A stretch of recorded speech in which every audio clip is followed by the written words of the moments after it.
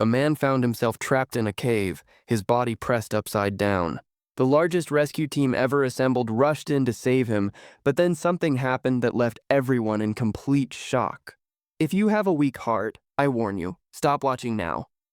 Even the bravest souls couldn't help but feel fear. This is one of the most unusual and terrifying deaths ever recorded. In the history of caving, this is the story of Nutty Cave. On November 24, 2009, 26-year-old John Edward took a day off from work and headed home in Utah. When he arrived, his family had a special plan to celebrate his day off. Before long, they decided to explore Nutty Cave, a choice that would become the most terrifying decision of their lives. The plan was simple. They would enter the cave at 8 p.m. and return a few hours later. But no one could have imagined the horrors waiting inside. Although it was John's first time in the cave, he did have some basic caving experience. John had some caving experience from exploring with his younger brother when they were kids. But Nutty Cave wasn't just any cave. It had a notoriously difficult section called the birth canal. It was a narrow, suffocating passage where even the most experienced cavers could get stuck. Hips and shoulders could jam, and no matter how hard someone tried, escaping without help from a rescue team was almost impossible. Because of this danger, the cave had been closed for years. It finally reopened in March 2009, but with strict new rules.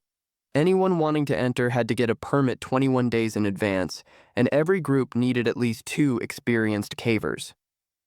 John and his 13-year-old brother Joss both met the qualifications. So John applied for a permit and got the green light to enter. On November 24th, the family arrived at the cave entrance, a narrow 30-inch opening, and stepped inside at 8 p.m. At first, everything went smoothly. For the first hour, they moved forward confidently, joking and chatting as they went. But soon, John, Joss, and 2 friends reached an area known as the Big Slide. After consulting their map, they made a decision that would change everything. They would attempt the cave's most challenging section, the birth canal, deep in the heart of the cave. It was so tight that only a few people could fit through at a time, and rumors said it contained a long, suffocating passage that could trap anyone unlucky enough to enter. If they could make it through, a long, narrow passage awaited, leading to a small room where they could finally turn around and head back. But the passage was so tight that even experienced cavers risked suffocating or panicking. John and his younger brother Joss, moving closely behind, thought they had found the birth canal and stepped in. But there was a critical mistake. They had actually taken the wrong route, completely unaware of it. John pressed about 15 feet ahead, only to be stopped by a solid wall of rocks. Even though he was healthy and fit, there was no way for him to maneuver his body differently to move forward. Carefully, John folded his shoulders and legs, trying to inch forward, unknowingly entering what is known as the corkscrew route. As he continued, the passage grew tighter and turning back became nearly impossible. He still believed he was in the birth canal, expecting a small room at the end where he could finally turn around. But this is where the real danger began. The corkscrew was a nightmare. Only extremely small, flexible cavers could navigate it, bending sharply at 90-degree angles around jagged rocks. John had managed to get through the first twist, but ahead lay the most treacherous section. Years before, a 16-year-old boy named Brock Clark had become trapped in this very corkscrew. Brock Clark had been 5'7" and weighed 63 kilograms, and it had taken him 14 grueling hours to get through the corkscrew. Now John faced that same spot, but at 6 feet tall and 90 kilograms, turning back wasn't an option. The narrow space forced him forward, pressing himself toward the lathe area. He assumed this was the tightest part of the birth canal and believed a larger space and a chance to turn awaited ahead. Pressing his stomach against the jagged rocks, he inched forward, uncertain of exactly where he had reached. Confident there would be an opening, he suddenly slipped forward at speed, grabbing onto the walls to stop himself. Shouting to his brother, he called out, "Joss, don't come here! Don't follow me!" He knew there was no choice but to keep moving forward if he wanted to survive. Through his headlamp, John spotted a small hole, a glimmer of hope. But this would become the biggest, most fateful mistake of his life. He pushed his head into the unknown tunnel, unaware of exactly where it led. The passage grew even tighter, leaving barely any room to move. Expecting an opening ahead, he realized the route ended abruptly. The space measured just 18 by 1 inch, barely the size of a laptop screen, upside down, with his head down, legs up, twisted at a 70-degree angle. He tried to push himself up, but the hole was exhausting. One hand was trapped awkwardly, the other pressed against his chest. He tried to leverage the walls, but no matter how hard he struggled, he couldn't move. His legs were wedged in the narrowest part of the tunnel. Shouting to Joss, who was still behind him on the corkscrew path, John watched as his younger brother tried to move forward. But soon, Joss got trapped in a hole as well, swallowed by the cave, with only his legs visible. John tried to pull Joss out by his legs. Joss moved up slightly, but the grip slipped and he slid back into his original position.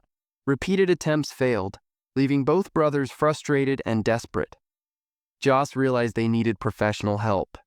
It was decided that he would exit the cave to call for rescue, while John focused on staying calm and breathing slowly, as the oxygen was already scarce. Joss made it out and alerted everyone, summoning the rescue team. The biggest challenge was John's position, trapped upside down. Doctors warned that in such a position, he could survive for only about 8 hours before his organs might fail, risking cardiac arrest. To reach him, a female rescuer named Susie entered the cave, carefully tying a rope around her feet to prevent herself from getting stuck inside. At just 5'3", Susie could easily navigate the corkscrew area. By 12:30 p.m., she finally reached John, 9 hours after he had become trapped. They spoke briefly, their words tense but calm. "Hi, John. I'm Susie. How are you holding up?" she asked. "Hi, Susie. Thank you for coming." "I really need to get out," John replied, his voice strained. "Don't worry, John. You're going to get out of here," Susie assured him. Seeing professional help gave John a flicker of hope that he might finally get out. But he was wrong. Susie quickly realized the situation was far worse than it seemed. She tied a rope around John's feet and began to pull, but the friction was too strong, making it nearly impossible to move him. After 2 hours of relentless effort, even Susie became frustrated and had to retreat from the cave. All the rescuers gathered to devise a plan to get John out. They decided to install a pulley system to pull him through the tunnel.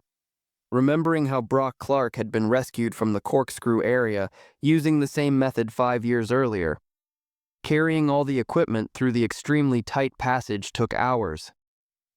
Only small tools could fit, and only one person could assist at a time. That person had to be small and flexible enough to navigate the narrow space. It was far from simple. Each pulley setup took hours to install, all while the team tried to keep John calm by talking to him. By now, he had spent 12 hours trapped upside down, pushing his body to its limits. His 90-kilo frame struggled against gravity. Blood circulation was impaired, and he was slowly running out of oxygen. After spending the entire night trapped, John's legs had stopped working. For his family and the rescuers, it was heartbreaking to witness. Yet there was nothing they could do. Even the rescuers grew exhausted from the relentless effort. One rescuer knew he could escape if he wanted, but that was not John's fate. John struggled to expand his chest, trying to breathe as oxygen levels dwindled. Finally, after hours of painstaking work, a wide pulley system was installed near him. On the other side, John's wife Emily spoke to him, offering encouragement. John, in turn, reassured her, promising that he would get out soon and that everything would be fine. By 4 p.m., 18 hours had passed since John became trapped. The pulley system was finally fully set up, ready to begin the long-awaited rescue. A rescuer named Rian carefully entered the cave and reached John. "How are you holding up?" Rian asked gently. John groaned in pain. "It's terrible. I'm upside down. I can't believe this. My legs are killing me." Rian noticed that the rope was hanging at the narrowest part of the passage, so he secured it first. Then he tied John's legs to the rope and began to pull. But every tug sent waves of excruciating pain through John's body. His nerves were hypersensitive, and he repeatedly begged Rian to stop. They paused for a moment, both catching their breath, and then tried again. Slowly, painstakingly, the pulley system seemed to be working.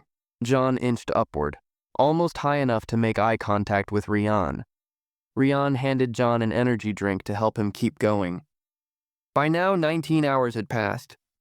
Progress was painfully slow, requiring immense effort. Even with some movement, the situation remained extremely dangerous. John's legs kept hitting the ceiling, and in the narrow passage there was no way to twist them. Rian realized that drastic action might be needed. He feared he might even have to break John's legs to save him. But then, something unimaginable happened, something no one could have predicted. The entire system suddenly failed.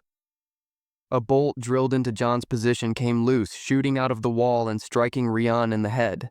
He was knocked unconscious instantly. John, partially lifted, slid back into his original position. For a terrifying moment, it seemed like this was it. John might never get out. When Rian finally came to, blood flowed from his head. Disoriented and in shock, he struggled to understand what had just happened.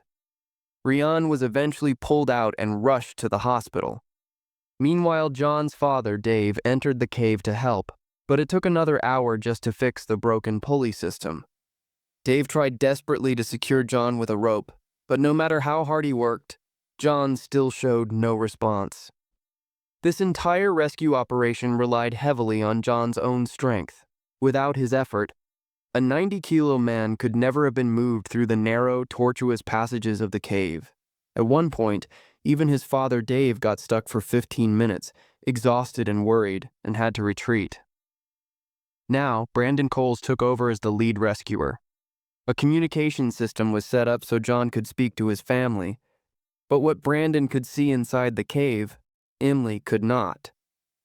John wasn't responding, and it was unclear if he could even hear anything. A few hours earlier, his breathing had been faintly audible, but now there was complete silence. The rescue team faced an impossible decision. Perhaps John was already gone. They sent a medical professional into the narrow passage to confirm. The professional confirmed the worst, the unthinkable.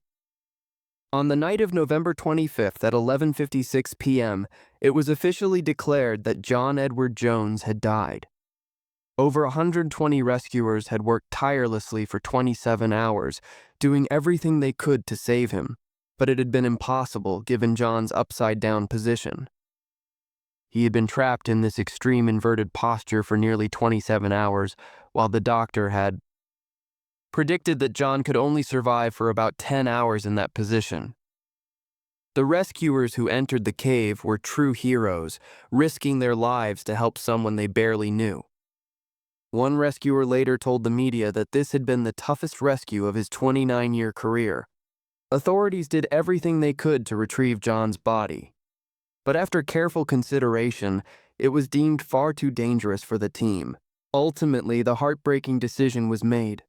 John would be laid to rest in the cave, and the entrance sealed with concrete forever. A week later, the entire cave was permanently closed. Years later, 10 college students attempted to explore it, but they were met with the same dangers, as the cave quickly began flooding after they entered. Click above to watch the full story. And if you enjoyed this video, make sure to subscribe to the channel. Thank you for watching.